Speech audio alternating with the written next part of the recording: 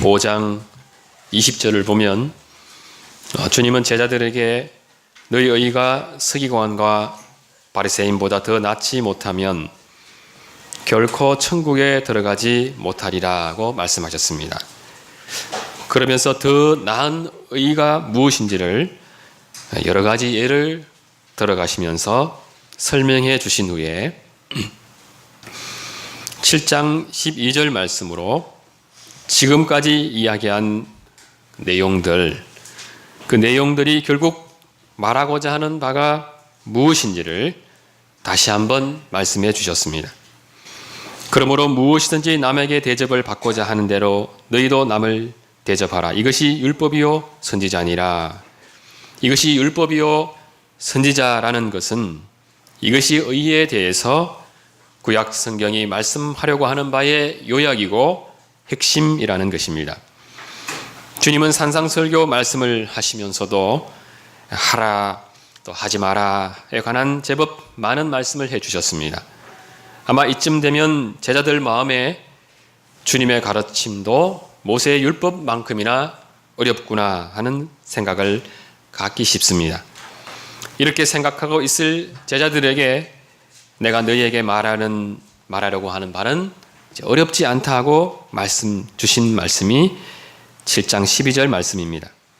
다른 것은 다 잊어버려도 이것만 기억하면 된다는 것입니다. 어떤 상황에서 제자가 어떻게 생각하고 행동해야 하는지를 지는 이것을 근거로 생각해 보면 쉽게 답을 찾을 수 있다는 것입니다. 그것이 무엇이라는 것입니까? 남에게 대접받고 싶은 대로 너희도 남을 대접하라는 것입니다. 지금까지 주님은 하라 하지 마라 하며 타인을 어떻게 섬겨야 하는지에 관한 꽤 부담스러운 말씀을 하셨습니다. 그러나 12절 말씀을 하시면서 주님은 타인에게로 향해 있을 제자들의 시선을 잠시 바꾸어 주셨습니다. 내가 뭘 해야 하는지에 대한 생각을 일단 내려놓고 나는 사람들이 나를 어떻게 대해 주기를 바라는가 생각해 보도록 하셨습니다. 그것을 깊이 생각해 보면 그와 같이 타인을 대하는 것이 일단은 정당한 것이라는 결론에 자연스럽게 이르게 됩니다. 우리는 타인을 가능하면 조금 섬기고 또 많이 섬김받고 싶어 합니다. 조금 주고 많이 받고 싶죠. 조금 인정해주고 또 많은 인정을 받고 싶습니다. 인간관계에 있어서도 최소한의 투자에서 최대한의 이익을 얻고 싶습니다. 우리에게는 이것이 인생의 지혜인 것처럼 둔갑해 있고 마치 고정관념처럼 의식 깊이 자리 잡고 있습니다. 그런데 이런 마음을 먹고 있는 우리 자신을 조금만 더 냉철하게 바라보면 우리 스스로도 내가 참 이기적이다, 도둑놈 심보구나 하는 결론을 내릴 수밖에 없습니다. 사실 우리나 이스라엘이나 바로 이런 이기적인 심보 때문에 주님의 말씀이 어렵게 느껴지게 됩니다. 주님의 말씀은 쉽고 분명합니다. 모든 계명은 다 하나님 사랑과 이웃 사랑에 맞추어져 있습니다. 어떻게 하든지 주님을 좀 더 사랑하고 또 이웃을 더 사랑하려고 하는 사람들은 모세의 율법에 대한 그 세세한 설명을 애써 기억할 필요가 없습니다. 이웃을 내 몸과 같이 사랑하려는 사람에게 간음하지 말라, 도둑질하지 말라, 살인하지 말라 하는 이런 계명은 굳이 기억할 필요가 없습니다. 도둑질을 하면 배상을 어떻게 해야 하고 살인자들은 어떻게 그 문제를 해결해 가야 하는지에 대해 알 필요가 없습니다. 그런데 사람들의 관심은 어떻게 하면 더 많이 사랑할 것인가에 있지 않고 어느 정도만 하면 이웃 사랑한 것으로 인정받을 수 있는가에 있습니다. 하나님을 어떻게 하면 더 많이 사랑할 수 있는가에 있지 않고 어느 정도까지 해야 하나님 사랑한다고 인정받을 수 있는가에 있습니다. 그러니 이들은 그 복잡한 율법에 관심 가질 수밖에 없습니다.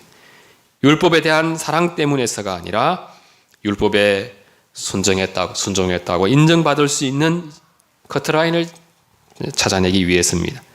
그 커트라인을 통과해야 주님이 주시는 복을 받을 수 있다고 생각하기 때문입니다. 결국 처음부터 끝까지 자기중심적이고 이기적인 것입니다. 바리새인의 의가 지닌 문제의 핵심이 이것입니다. 자기중심적이고 이기적이라는 데 있습니다. 이들은 자기 스스로 이만하면 됐다고 하는 의의 기준을 정하고 싶어 합니다. 그것이 인정받을 수 있는 가장 손쉬운 방법이기 때문입니다. 누군가를 사랑하면서 얼만큼 사랑해야 타인에게 당신은 나를 사랑합니다 하는 인정을 받을 수 있을는지, 그것을 골몰해하는 사람이 있다면 우리는 그 사람을 정상적인 사람으로 보지 않습니다. 그는 사랑이 뭔지 모르는 사람이든지 아니면 사랑조차도 자기 이익을 위한 수단으로 생각하는 사람이 분명하기 때문입니다. 그 사람의 문제는 사랑의 기술이 없는 데 있는 것이 아니라 사랑하는 마음이 없다는 데 있습니다. 타인을 진정으로 사랑하는 사람은 사랑의 목적을 처음부터 끝까지 사랑하는 그 자체에 둘 수밖에 없습니다. 어떤 사람을 사랑하는 마음이 생기게 될 때 그 마음을 지니고 사는 것만큼 나를 행복하게 해주는 것이 없다는 것을 그들은 잘 알고 있습니다. 그 큰 행복을 두고 다른 곳에 가서 기웃거릴 사람은 없습니다. 이것을 생각하면 왜 주님께서 바리새인을 질책하시고 그들의 의로는 결단코 천국에 들어올 수 없다 하셨는지 알게 됩니다. 그들의 문제는 주님을 사랑하는 마음이 애초부터 없었다는 데 있습니다. 그들은 주여 주여 했지만 7장 23절의 말씀처럼 주님께서 알지 못하는 자들이었기 때문에 그들은 천국에 들어올 수 없는 자들이었습니다. 주님은 주님으로부터 하라 하지 말아라는 여러 명령을 들은 제자들이 바리새인들이 범한 우에 빠지지 않기를 바라셨습니다. 그러면서 주신 말씀이 남에게 대접을 받고자 하는 대로 너희도 남을 대접하라는 말씀이었습니다. 이 말씀 속에는 주님께서 제자들에게 궁극적으로 요구하는 사랑이 무엇인지, 궁극적으로 요구하는 섬김이 무엇인지가 아주 명확하게 나타나 있습니다. 그것이 무엇입니까? 진짜 사랑을 하라는 거죠. 진짜 섬기라는 것입니다. 타인을 향해 위선적인 사랑을 하는 사람도 자기 자신을 향한 사랑만큼은 진짜 사랑이지 않습니까? 진짜 사랑의 특징은 사랑을 베푼 후에 내가 어떻게 타인을 사랑해 주었는지를 잊어버린다는 데 있습니다. 왼손이 하는 것을 오른손이 알지 못합니다. 우리 중에 내가 그동안 나를 어떻게 얼마나 사랑해 주었는지 기억할 수 있는 사람 없습니다. 계산해 본 적이 있는 사람도 없지 않습니까? 아무리 해주어도 늘 부족한 것이 사랑입니다.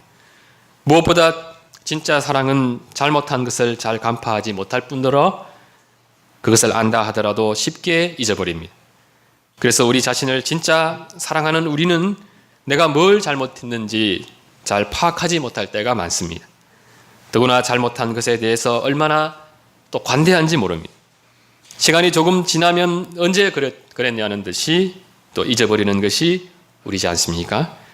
진짜 사랑에 이러한 특징이 있어서 사도 베드로는 베드로전서 4장 8절에서 사랑은 허다한 죄를 덮는다고 하셨습니다. 주님은 제자들에게 바로 이런 사랑, 진짜 사랑을 하면 된다고 말씀하고 계십니다. 너 자신을 진짜 사랑하는 사랑으로 사랑하는 것처럼 내 이웃도 진짜 사랑으로 사랑하면 그것이 모든 율법을 완성한다는 것입니다. 제자들이 이웃을 진짜 사랑하게 될 때 그 마음을 가진 사람이 형제를 오랫동안 미워할 수는 없습니다. 내가 키우는 자녀라도 할지라도 때로는 잠깐씩 미울 수가 있습니다. 그러나 그 미움이 잠시일 수밖에 없는 것은 사랑하는 마음이 그 미운 마음을 어느새 다 덮어버리기 때문입니다. 이웃을 진짜 사랑하게 될 때 그 마음을 가진 사람이 내가 사랑하는 그 대상을 향해서 마음으로 업력을 품을 수 없습니다. 사랑하는 우리의 마음은 형제나 자매가 성적 쾌락을 위한 도구로 전락하는 그처럼 무가치하게 다루어지는 것을 허용하지 않기 때문입니다. 이웃을 진짜 사랑하는 사람은 하늘로도 땅으로도 맹세할 필요가 없습니다. 맹세하려는 것은 혹 타인이 나를 속이거나 혹 나 자신이 어떤 유익에 의해서 약속을 어기는 것을 방지하기 위해서입니다. 그런데 타인을 진정으로 사랑하는 사람이 타인을 속이려는 마음을 가지거나 불성실한 마음을 가지는 것은 불가능합니다. 정직함과 신실함으로 타인을 대하려는 그 열망이 진짜 사랑 속에는 아주 활활 타오르고 있기 때문입니다. 우리 인생에서 가장 행복한 순간은 내가 사랑하는 대상으로부터 사랑을 받을 때이고, 내가 타인으로부터 가장 또 큰 사랑을 받고 있다고 느끼는 때는 타인이 나를 믿어주고 때로는 나를 전적으로 의지할 대상으로 여겨주는 때입니다. 때때로 우리는 누군가에게 나에게 호의를 베푸는 것조차 싫을 때가 있지 않습니까? 미울 때지 않습니까? 얼굴이 보기 싫을 때, 그럴 때는 아무리 큰 호의를 베풀어도 싫은 것이죠. 그런데 어떤 때는 누군가가 내 뺨을 꼬집고 또 때리는데도 막 즐거워하는 분들이 있습니다. 그때가 언제겠습니까? 너무너무 이제 사랑스러울 때죠. 그래서 할아버지들이 어린 손주들에게 얼굴이 막 꼬집히고 머리가 쥐어 뜯기면서도 막 그렇게 행복해하는 것입니다. 미운 사람은 내 옆에 있어도 온몸이 스트레스를 받지 않습니까? 그런데 사랑하는 사람은 내 몸을 베개 삼고 기대어 있어도 즐겁고 행복합니다. 나에게 속옷을 달라 하면 겉옷을 주고 싶고, 오리를 가자 하면 신리를 가지고 싶고, 무엇을 구하면 또 있는 것을 다 주고 싶어집니다. 타인을 사랑하는 마음이 없으면 타인의 작은 허물조차도 점점 더 커 보이게 됩니다. 가벼운 문제도 무겁고 심각한 문제로 발전하게 됩니다. 그래서 쉽게 타인을 비난하게 됩니다. 이런 문제는 비난하지 말아야지 하고 결심한다고 해서 해결되어지지 않습니다. 좀 더 관심을 가지고 친절하게 대해 주어야지, 좀 더 정직하고 순수한 마음으로, 더 용서하는 마음으로 대해 주어야지 하고 결심한다고 해서 그렇게 될 수 있는 것이 아닙니다. 자기 사랑에 대한 욕심을 우리는 결코 버릴 수 없기 때문입니다. 우리는 그렇게 지독히 자기중심적이고 또 이기적인 사람들입니다. 이런 우리가 그나마 타인에게 진짜 사랑을 베풀 때는 언제입니까? 잠시라도 내 안에 사랑이 차고 넘칠 때입니다. 부모님들은 이것을 자식을 키우면서 잠깐씩 경험하게 됩니다. 자식은 태어난 후 만 3년 동안 평생 해야 할 효도를 다 한다는 말이 있습니다. 그 말이 일리 있는 것은 자녀들이 그때 부모를 전적으로 의지하고 신뢰해 주기 때문입니다. 부모에게 사랑받는 것 이상으로 부모를 사랑해 주기 때문입니다. 부모들은 그때가 자녀들에 대한 사랑이 넘치는 때입니다. 그때는 아이가 낮에 아무리 큰 잘못을 해도 저녁 정도만 되면 다 용서가 됩니다. 자기가 무엇을 잘못했는지 깨닫지 못하는 것을 잘 알면서도 아이가 엄마를 이제 보면서 웃으면 낮에 한 잘못들을 다 잊어버리죠. 이는 엄마가 아이를 사랑하기 때문이고, 아이의 엄마에 대한 이 전적인 신뢰와 사랑이 아이에 대한 엄마의 사랑을 차고 넘치게 하기 때문입니다. 어떤 분들은 그것이 부모의 자식 사랑, 원래 자식 사랑이 그렇다고 말하죠. 그러나 자녀들이 만 3세가 넘어가면 그게 아니었다는 것을 알게 됩니다. 그래서 어떤 때는 자식이 뭘 해도 또 미울 때가 있지 않습니까? 무슨 말을 해도 듣기 싫을 때가 있습니다. 이유는 간단합니다. 자녀에 대한 사랑이 이미 고갈되고 있기 때문입니다. 부모들이 자녀를 사랑하는 것도 자녀들로부터 충분한 사랑을 받을 때만 가능합니다. 자녀들이 커서도 그나마 그 정도 사랑해 주기 때문에 부모님들도 그나마 그 정도 사랑해 줄 수 있는 것입니다. 그 정도의 사랑이 없다면 자녀에 대한 부모의 그 정도의 사랑도 사라지게 되는데, 사라지는 것이 바로 우리입니다. 우리는 그렇게 이기적이고 또 자기중심적인 사람들입니다. 그래서 만일 이렇게 하지 말라 하시는 주님의 이 말씀, 특히나 너희 원수를 사랑하고 너희를 박해하는 자를 위하여 기도하라는 이러한 말씀을 들을 때에 이것이 우리가 가진 성품으로 감당하려고 한다면 불가능한 것이 될 수밖에 없습니다. 바리새인들처럼 대충 폼은 잡을 수 있을 것입니다. 그러나 문제는 그 정도의 의로서는 결단코 천국에 들어갈 수 없다는 데 있습니다. 바로 이런 이유 때문에 주님께서 산상설교를 통해서 강조하시려는 것이 하나님 나라입니다. 주님께서 산상설교 말씀을 통해서 제자들에게 나타나야 할 더 나은 의를 말씀하시는 것은 하나님 나라에 들어가는 방법을 가르쳐 주시기 위함이 아니라 하나님 나라 백성에게 자연스럽게 나타나게 되는 삶의 모습이 어떠해야 하는지를 가르쳐 주기 위함입니다. 주님께서 제시하시는 더 나아 보이는 의를 일일이 행해서 주님으로부터 의롭다 인정받으려고 한다면 이는 그야말로 더 무거워진 멍에일 수밖에 없습니다. 사랑하는 마음이 없는데 사랑해야 한다는 의무만큼 우리를 힘들게 하는 것은 없습니다.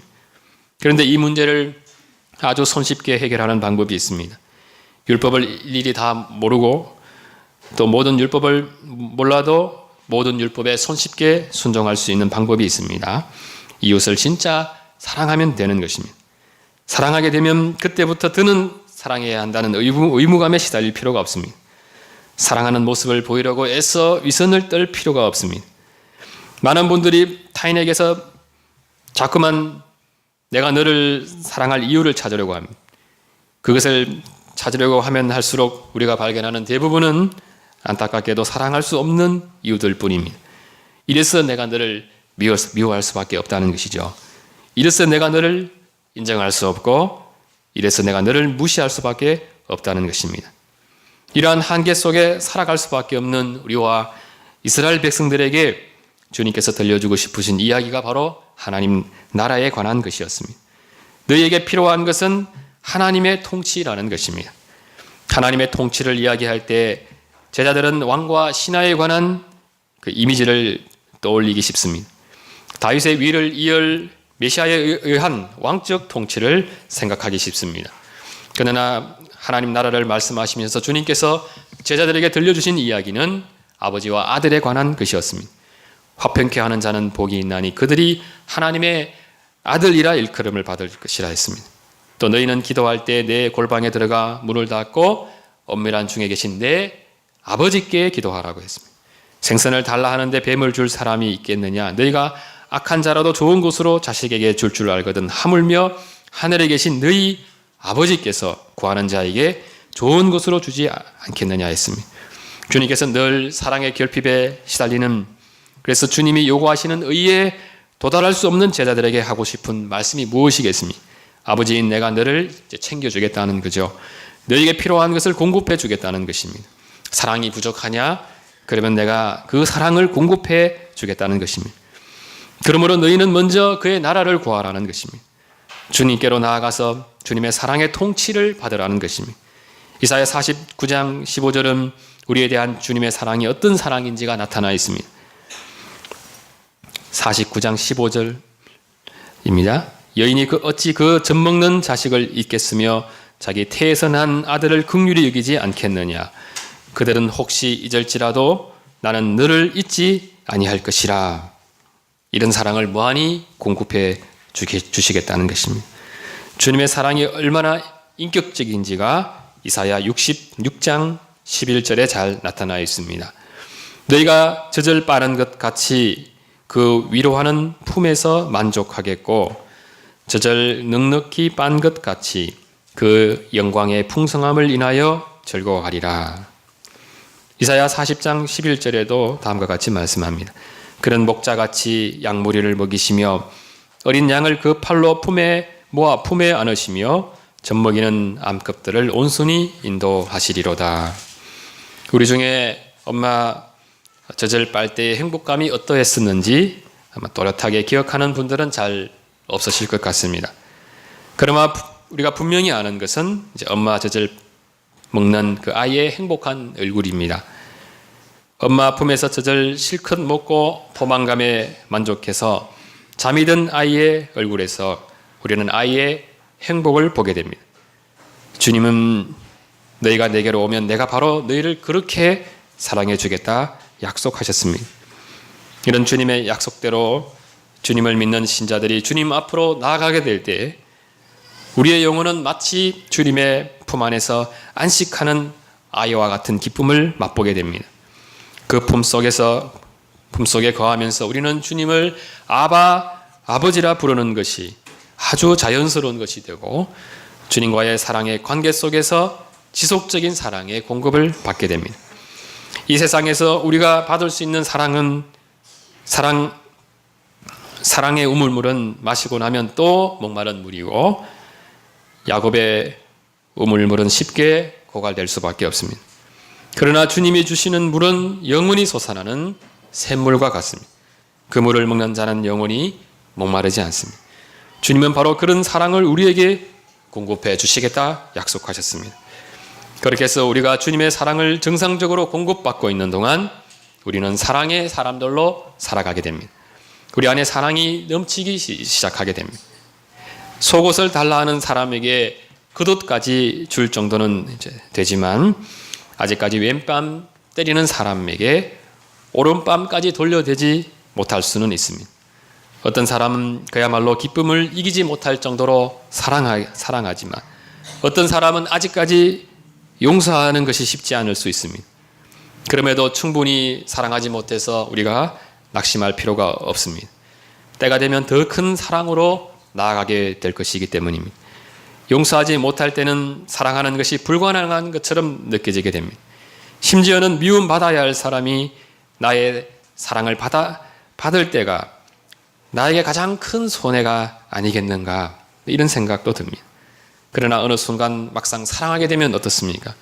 사랑하는 그 순간이 나에게 가장 행복한 순간이라는 것을 알게 됩니다. 미워하는 것은 우리를 그렇게 힘들고 지치게 하더니 막상 사랑하게 되면 그보다 마음이 더 기쁘고 즐겁고 또 자유로울 수가 없습니다. 그러한 기쁨을 경험해 가면서 우리는 주님의 사랑을 점점 더 간절히 구하게 됩니다. 왜 주님께서 이웃 사랑을 그토록 강조하셨는지 알게 됩니다. 주님께서 우리에게 주시고자 하시는 것은 가장 큰 기쁨과 행복입니다. 우리는 나 한 사람을 위해 가장 많은 것을 투자하는 사람이 가장 큰 행복을 누리리라고 착각합니다. 세상에서 가장 불행한 사람은 자기만 사랑하는 사람입니다. 세상에서 가장 행복한 사람이 누구겠습니까? 사랑하는 사람이 많은 사람입니다. 더 많이 사랑하는 사람이 더 행복한 삶을 살도록 주님께서 인간을 처음부터 그렇게 지으셨습니다. 그 기쁨과 행복을 주시려고 주님께서 우리에게 베풀어 주신 은혜가 바로 값없이 부어주시는 주님의 사랑이었습니다. 이웃을 내 몸과 같이 사랑하려고 할 때 주님의 제자들이 누리게 되는 더 큰 복은 더 큰 하나님 사랑 안에 거하게 된다는 것입니다. 우리는 우리 스스로도 놀랄 만한 형제 사랑을 경험하면서 하나님께서 나와 같은 죄인을 어떻게 사랑하셨는지에 대해서 점점 더 눈뜨지게 됩니다. 그리스도인들의 형제 사랑은 언제나 그 토대가 주님 사랑에 놓여져 있기 때문에 형제 사랑에 대한 우리의 마음은 유동적일 수밖에 없습니다. 어떤 때는 뜨겁게 사랑했다가도 어떤 때는 또 미워하는 마음, 비난하는 마음이 일 수 있습니다. 그것은 우리의 성품이 바뀌어서가 아니라 주님으로부터 지속적인 사랑을 공급받지 못했기 때문입니다. 우리에 대한 주님의 사랑은 변함은 없지만 그것을 지각하는 우리의 마음 상태는 얼마든지 변할 수 있습니다. 주님과 아버지와 아들로서의 관계에는 변함이 없지만 주님에 대해 느끼는 친밀함은 우리가 주님과 얼마나 자주 교제하느냐에 따라 유동적일 수 있습니다.